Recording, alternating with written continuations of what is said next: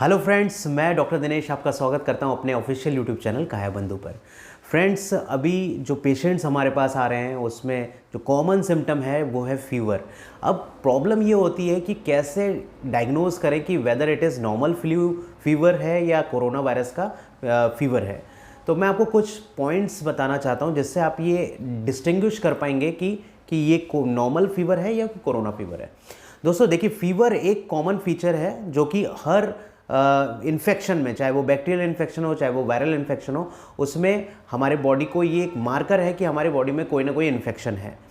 अगर फीवर के संग आपको नाक बह रहा है या फिर छींकें बहुत ज़्यादा आ रही है या फिर खांसी में बलगम ज़्यादा है, तो ये काफ़ी हद तक माना जाता है कि या फिर ये एलर्जिक कफ हो सकता है या फिर नॉर्मल जो फ्लू इन्फेक्शंस हैं जो कि समय समय पे सीज़न चेंज होने पे आते हैं वो हो सकता है। लेकिन अगर आपको पहले डायरिया हुआ और उसके बाद फीवर आ रहा है तो ये बहुत ही पिक्यूलियर कैरेक्टर है कि कोरोना वायरस का इन्फेक्शन हो सकता है। और ऐसे पेशेंट जिनको ये डायरिया के बाद फीवर का ऑनसेट होता है, तो ऐसे जितने भी घर वाले होते हैं वो सभी इसके चपेट में आ जाते हैं। तो इस तरीके का अगर किसी को फीचर आ रहा है कि पहले डायरिया हुआ उसके बाद फीवर आया, तो वो कोरोना वायरस का इन्फेक्शन हो सकता है। अगर स्मेल और टेस्ट आपका जा रहा है तो ये कोरोना वायरस का इन्फेक्शन है और आप बहुत लकी हैं कि आपको इस तरीके का इन्फेक्शन है। बिकॉज अभी जितना भी रिसर्च आ रहा है, जितनी भी स्टडीज़ आ रही हैं, उसमें ये देखने में आया कि जिसका स्मेल और टेस्ट जा रहा है उस कोरोना वायरस इन्फेक्शन को हम लोग माइल्ड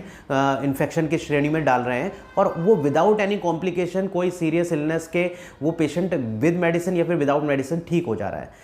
अगर आपके फीवर के संग आपको हड्डियों में दर्द है, जोड़ों में दर्द है, तो ये आपको नॉर्मल फ्लू इन्फेक्शन है, आपको कोरोना वायरस का इन्फेक्शन नहीं है।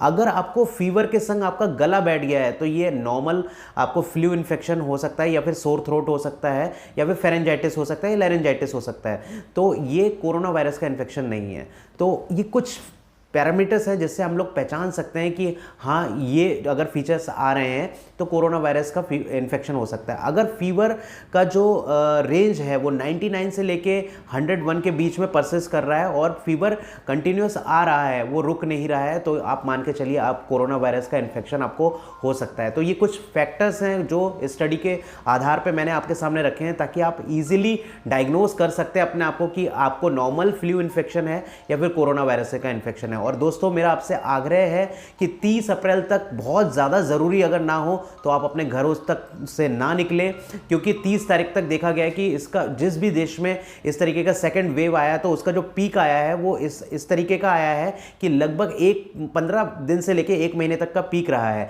तो उसी आधार पर हम लोग भी ये प्रिडिक्ट कर रहे हैं कि जो 30 अप्रैल तक का टाइम है वो बहुत ही हमारी कंट्री के लिए अलार्मिंग है, इमरजेंसी वाला है। तो आप सभी से आग्रह है कि आप जब तक बहुत ज़रूरी ना हो तब तक घरों से बाहर ना निकलें।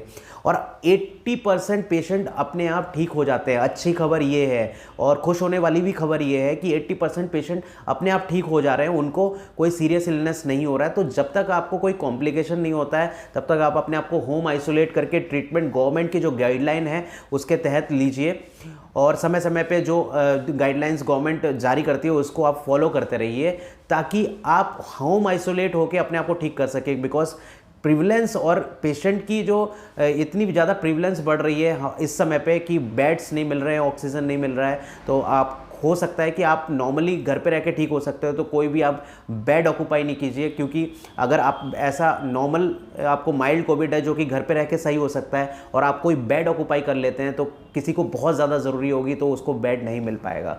तो और अपने जो भी डॉक्टर से आप ट्रीटमेंट ले रहे हैं उनके संपर्क में बने रहिए ताकि समय समय पर वो आपको गाइड कर सके। तो इस मेरे वीडियो को ज़्यादा से ज़्यादा लोगों तक शेयर करें ताकि लोग पहचान पाएँ कि उन्हें नॉर्मल फ्लू इन्फेक्शन है या फिर कोविड का इन्फेक्शन है।